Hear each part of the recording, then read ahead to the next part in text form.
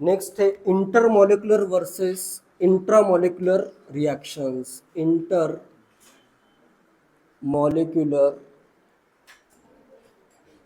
Versus intramolecular reactions. अगर अपने पास bye functional compound है जिसमें दो फंक्शनल ग्रुप है जो कि अपने आप कंपाउंड के अंदर भी रिएक्ट हो सकते हैं या फिर दूसरे मॉलिक्यूल के साथ भी रिएक्ट हो सकते हैं।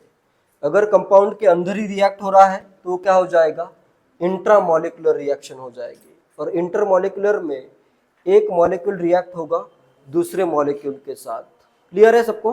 जैसे फॉर एग्जांपल पहले मैं लेता हूं इंटरमोलिकुलर किस वे में होगा। इंटरमोलिकुलर रिएक्शन,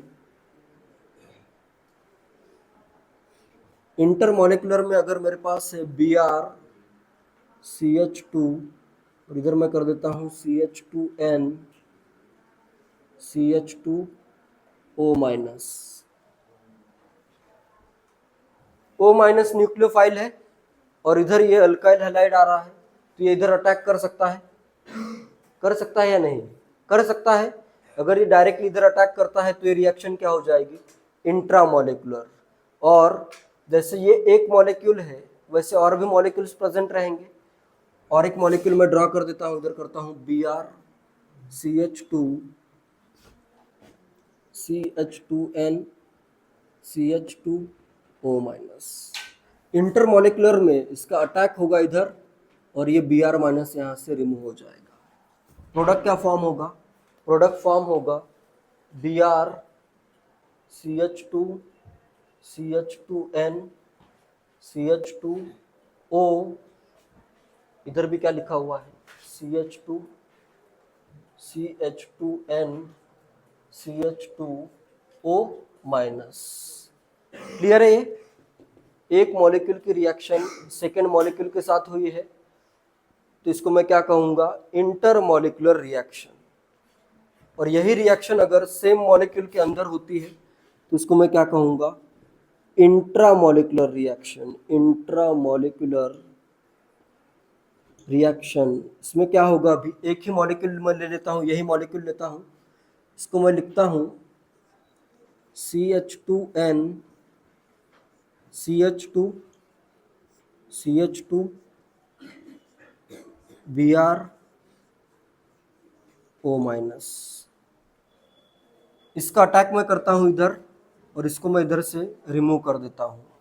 प्रोडक्ट क्या बनेगा, CH2N CH2 CH2O इधर आ जाएगा, साइक्लिक ईथर फॉर्म हो जाएगा। क्लियर है? तो ये रिएक्शन क्या हो रही है, मॉलिक्यूल के अंदर ही हो रही है, ये इंट्रामॉलिकुलर रिएक्शन है। कि नोट कर लो इतना।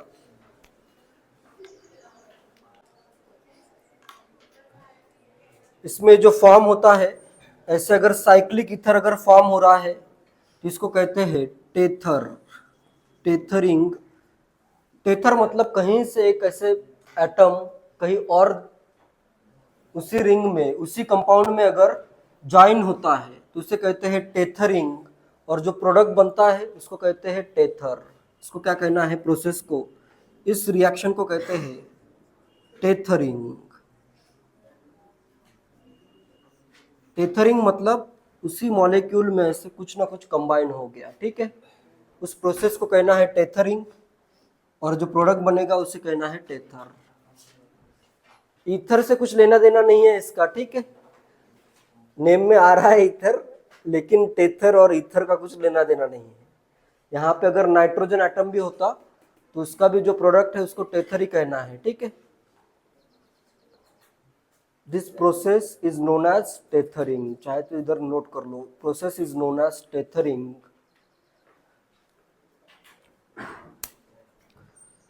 इसमें अभी कौन सी रिएक्शन मेनली होगी, इंटरमॉलिकुलर होगी या इंट्रामॉलिकुलर होगी?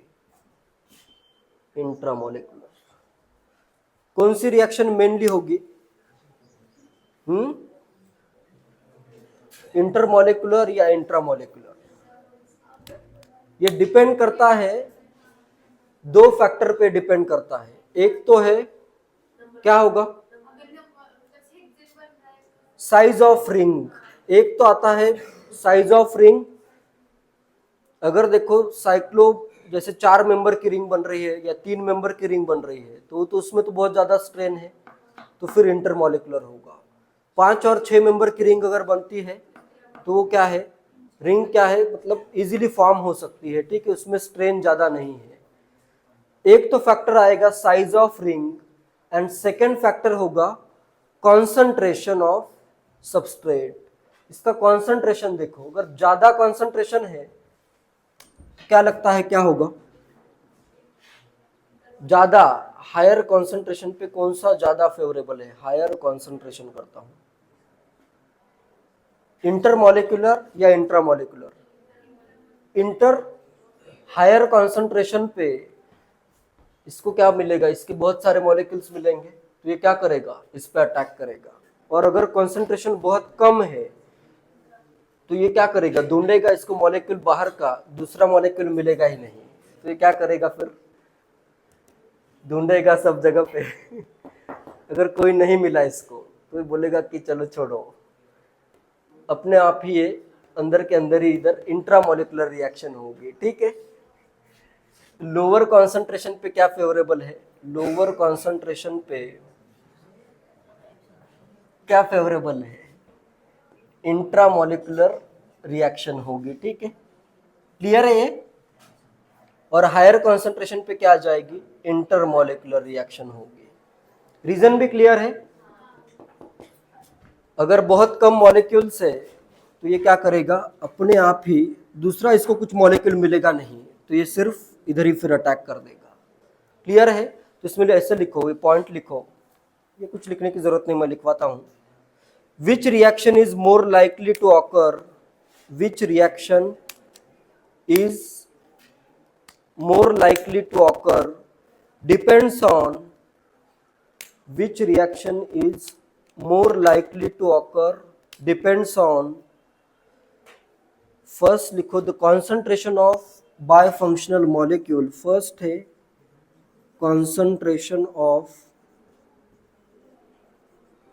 bifunctional molecule, ये क्या है, अपने bifunctional molecules है। एंड सेकेंड फैक्टर है size of the ring, size of ring, कितने मेंबर्स की रिंग फॉर्म हो रही है उस पर भी डिपेंड कर सकता है, and concentration of bifunctional molecules. Next, low concentration पे क्या हो रहा है, इंट्रामॉलिक्यूलर रिएक्शन हो रही है, तो ये पॉइंट लिखो, a low concentration of reactant,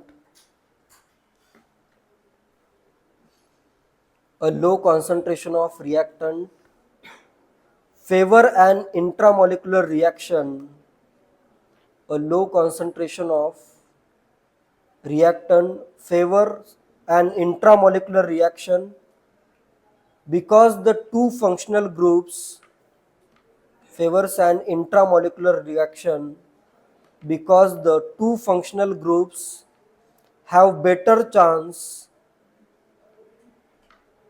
because the two functional groups have better chance of finding one another, two functional groups have better chance of finding one another if they are in the same molecule, have better chance of finding one another if they are in the same molecule। अगर वो same molecule है, बाहर तो अगर उसको कुछ मिल नहीं रहा है, कोई मॉलिक्यूल अगर मिल नहीं रहा है, better chance of finding one another if they are in the same molecule, clear है ये। नेक्स्ट, साइज ऑफ रिंग में कितने मेंबर की रिंग स्टेबल होती है, सबसे ज्यादा स्टेबल 6 मेंबर की रिंग, उसके बाद 5 मेंबर की रिंग, ठीक है। जितनी ज्यादा साइज होगी तो और भी कम हो जाएगा फिर, ठीक है। सबसे ज्यादा 6 मेंबर, फिर 5 मेंबर, बाकी ज्यादा भी मेंबर्स है तो भी टेथरिंग डिफिकल्ट है, कम मेंबर से फिर भी टेथरिंग डिफिकल्ट है। सबसे बेस्ट होगा 6 मेंबर के लिए, फिर होगा 5 मेंबर्स के लिए। नेक्स्ट पॉइंट लिखो, 5 and 6 membered rings, 5 and 6 membered rings are stable, therefore easily formed. 5 and 6 membered rings are stable, therefore easily formed. 5 और 6 मेंबर की रिंग्स स्टेबल होती है तो इजीली फॉर्म हो सकती है।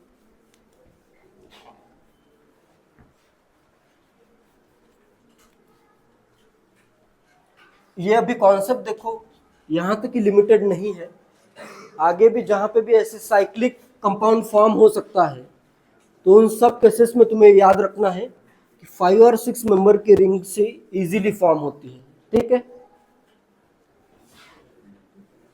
जैसे फर्स्ट अगर मैं करूं, 5 हो गए, इधर कर देता हूं क्लोरीन, इधर कर देता हूं O-, बनाओ प्रोडक्ट। या कभी कभी इधर ऐसे OH लिखा रहेगा और साथ में लिखा होगा NaH।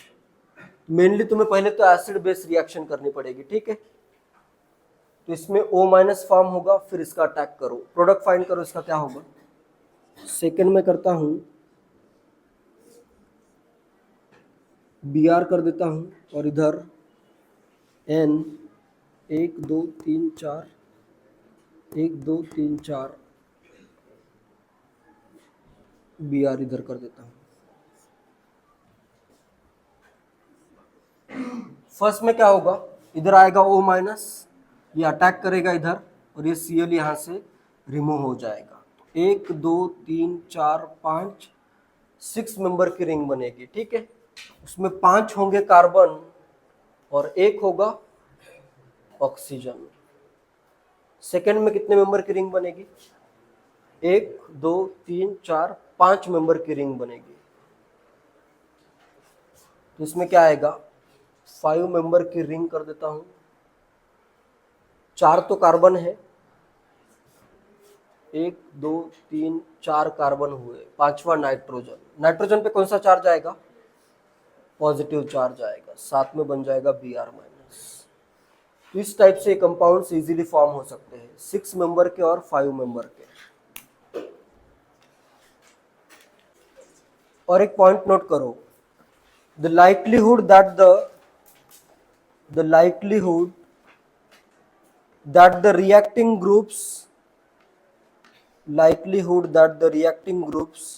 can find each other, the likelihood that the reacting groups can find each other decreases sharply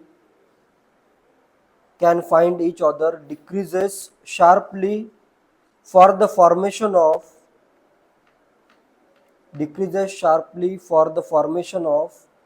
7 membered and larger rings, for the formation of 7 membered and larger rings। बहुत बड़ी रिंग होगी तो उसको ऐसे फाइंड करना फिर मुश्किल difficult है। ठीक है, 7 मेंबर में भी फाइंड करना डिफिकल्ट है, उससे ज्यादा अगर मेंबर है तो और भी ज्यादा डिफिकल्ट है। ठीक है, तो जैसे सिंपल क्वेश्चन में पूछता हूं इसमें, which compound upon treatment with sodium hydride would form a cyclic ether more rapidly. Question है, which compound upon treatment with reacted with NaH sodium hydride, इसमें क्वेश्चन लिखो, would form cyclic ether more rapidly, which would form cyclic ether more rapidly। कौन सा cyclic ether rapidly form होगा।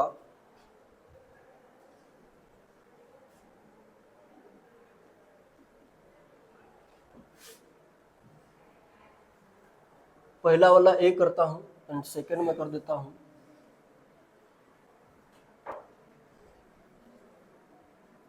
B। सब में answer करना है, फर्स्ट में A आएगा या B आएगा, सेकेंड में